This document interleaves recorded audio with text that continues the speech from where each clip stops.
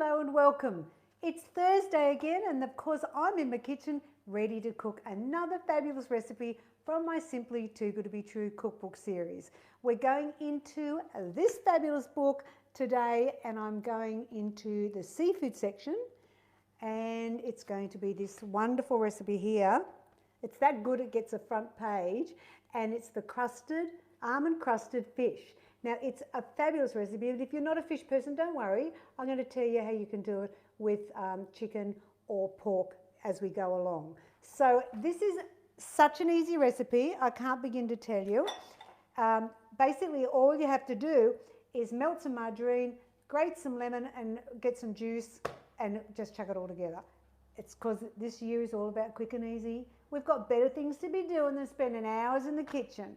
It's all right, we want to feed the family, good healthy food, but let's get out of it as easy as possible for the cooks. Now let's look at the ingredients we need. First of all, oven, 200 degrees, hot oven, 200 degrees fan force, because I want to crisp up the top, because what we're going to do is we're going to make this beautiful almond crusted topping and put it on top of the fish. So it just gets baked in the oven. It's so fabulous. I actually do this a lot for dinner parties because I can make it all up ahead, put it in the fridge. All I've got to do is chuck it in the oven, cook it. It's fabulous. Now what we start with is two pieces of filleted boneless fish. Now it's 150 grams per serve, and I'm using the barramundi from Woolworths. I've got to say I'm a fan. Yep, I really like the Woolies barramundi, and it is a bit thick, so in this recipe this is where you've got to gauge how long you cook it for, and I'll talk about that as we go along as well. But we've got 2 pieces of, I'm doing barramundi today. We want 10 grams or 2 teaspoons of Floralite margarine, and we're going to melt that. We've got a fresh lemon because we're going to do rind and juice. Garlic, now it's the jarred garlic because you know I like it easy, but you can use fresh if you want. I've got some vegetable stock powder. I've got some panko breadcrumbs. Now this really makes a difference to it. Look, if you can hear, it's really crunchy. It's completely different to normal breadcrumbs. So you can get this either, I think in the Asian section they mainly do it, panko, P-A-N-K-O breadcrumbs. Will change your life forever. They're actually dried a special way. They're a Japanese breadcrumb.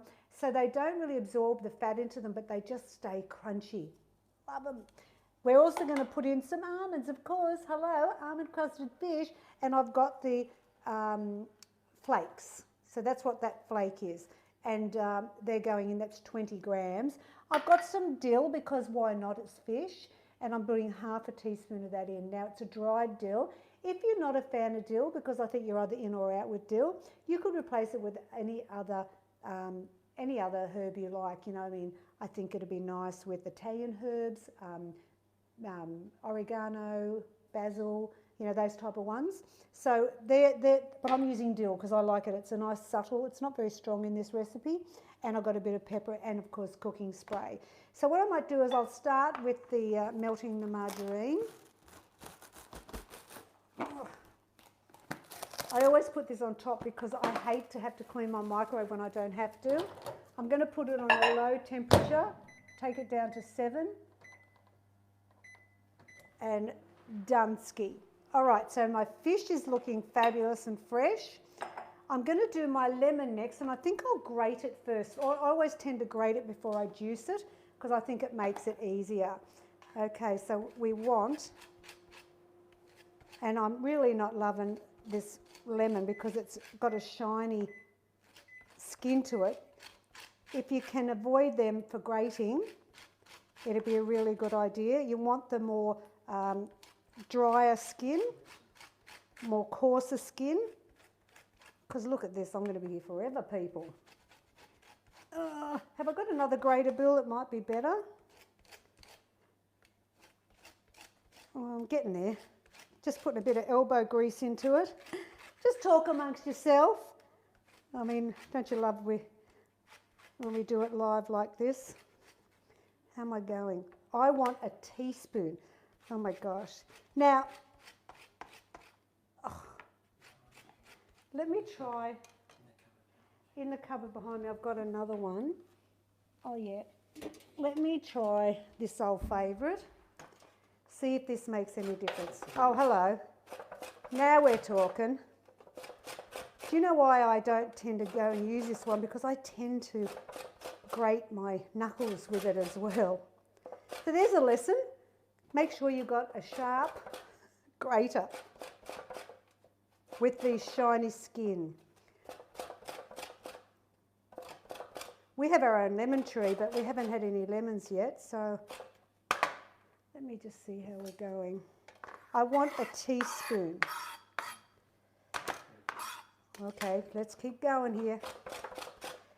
And the lemon really does give it a zing, so it's important. And I'm going to squeeze 2 teaspoons of the fresh lemon juice. If you can avoid the pre-packaged lemon juice, it's just nasty. You're better to just do it fresh. And always remember to grate before you juice. I think we're good. What do you reckon, Billy? My goodness, I've got muscles. So let's measure it. All right. So a teaspoon. Okay, we've got too much now. I'll put it over there anyway. Okay, so now what I'm going to do is I'm going to chop it. I want it to be fine, which is why I kind of used that other one, because this other one, which was the successful one, is a bit coarse. But I want it to meld in. I don't want you to get a bit of lemon rind. Perfect. I'm going to do the 2 teaspoons. And the other tip for juicing is don't have them in the fridge. Keep it at room temperature. If your lemons are cold, just put it in the microwave. And the other thing you can do is roll them to get the juice as well. But my tip would be don't have it in the fridge, or warm it slightly in your microwave. And then you'll get so much more juice out of it. All right, we want 2 teaspoons. 1, 2. I'm going to put the rind in, because basically what we're going to be doing now is just chucking everything in. All right. Let me just clean up my mess here. Okay, so now we've got the lemon part done. Let's put in half a teaspoon of garlic. I'll use this one. Half a teaspoon of garlic. This is a really tasty fish. So I think, you know, people tend to go, oh, I don't like fish, but it's maybe because you're just having it plain. You can kick it up with, I have seafood recipes in all my cookbooks because they're so good for you. You get your omega-3s and 6s, and it's just so good for you. If you can, try and have at least 2 serves of fish a week if you can. We want half a teaspoon of the dried dill, the 20 grams of the almond flakes. I was going to say slivers, but it's not. They're different. And then in goes the panko. Let's put a bit of pepper in. So you can see how easy this is. Now I'm going to put my gloves on because I'm going to mix this with my hands, and then I'm going to then put it on the fish. So I'm going to mix this first, but I'll get my margarine out and then I'll add that as we go. Because I want to combine all that first before I put the margarine in. So let's get a spoon. Look at this. It's actually a little bit fancy, I reckon. All right, so I'm going to mix that with my fingers now. I really want to mix that lemon juice and rind in with it.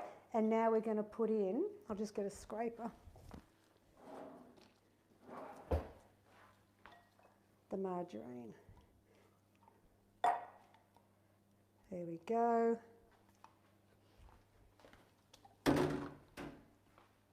And now final mixing up, and that's your crust done. Who needs to go to a fancy restaurant? We're doing it here, thank you very much. Now, if you wanted to make this with not fish. You could do it with chicken. So let's look at what it says. It says here, replace fish with 2 by 150 grams of skinless chicken breast, or 150 grams each of lean pork loin steak. Okay, so, and you know, there's nothing to say if you're vegetarian or whatever, you could put this on tofu as well. All right, so look at this. Yum! Little efforts involved. That's what I love about it. Let's do our cooking spray. I'm going to put the fish down. Here we go. And then you're going to do half of the mix.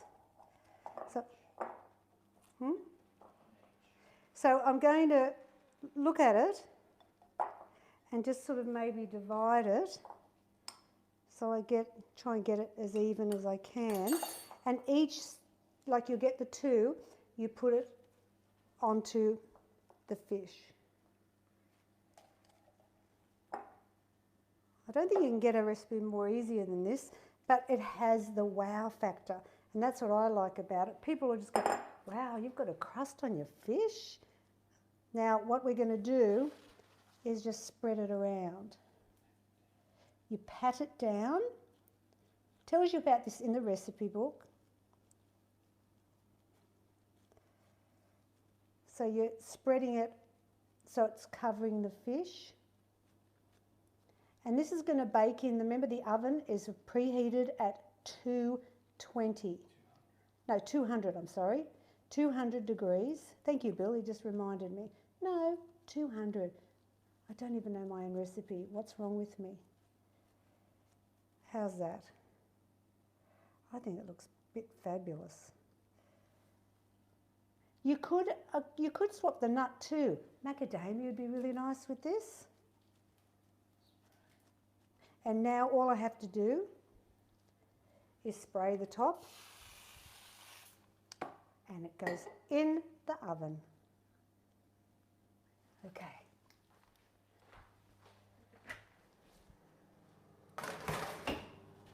Now, as I said, allow about, let's do 20 minutes because I've got thick fish.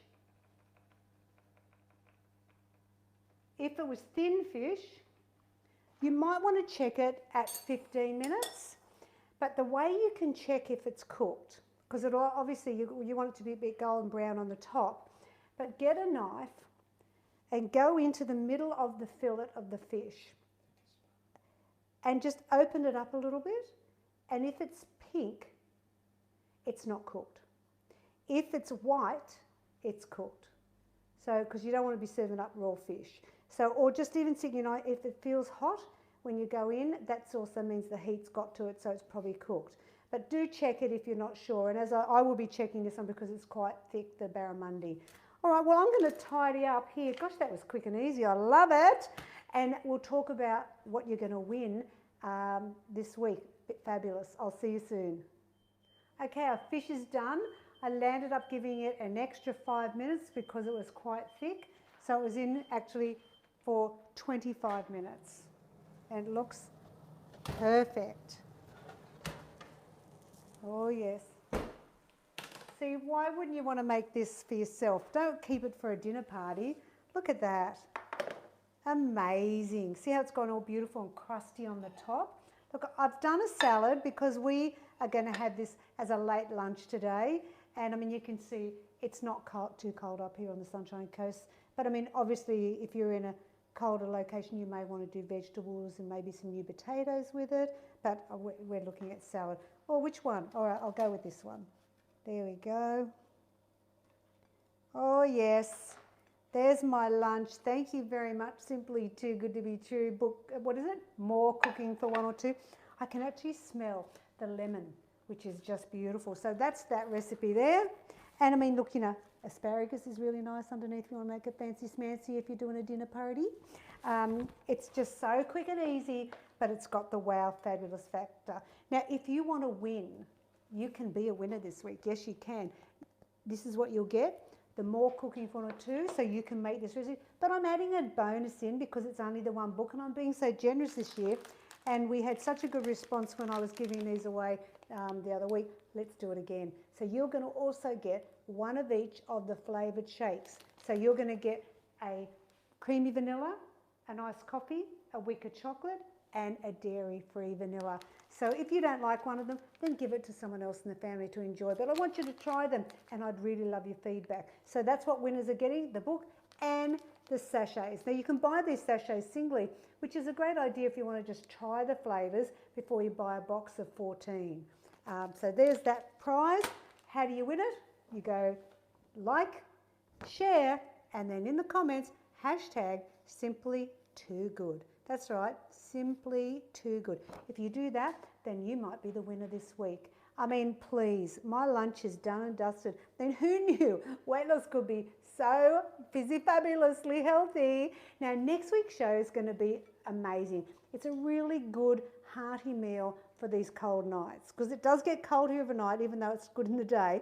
And I'm going to go into book 3, and I'm making the porcupine casserole. This is an old great-great-grandmother recipe. I think you're going to want to try it. It's fantastic. Kids love it as well. Super easy. That's out of book 3. Maybe I might do shakes again next week. Who knows? Anyway, now when you think about the shakes, before I finish up, I just want to add that with those you get recipes. So in the more cooking. So in the more cooking, I've given you a recipe for each of those flavoured shakes. I don't know whether you've noticed that. So you've got the banana bread, which we made recently, and that's using the coffee. The vanilla pancakes are using the creamy vanilla. They are the best pancakes you'll ever want to eat.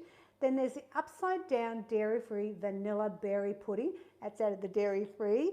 And the chocolate peanut balls are in the wicked chocolate. So they're as well. That's why I thought that'd be nice for you to have them to try those recipes. Now go to simplytoogood.com.au for any more tips or recipes, and I'll catch you next week. But I'm excited about my lunch.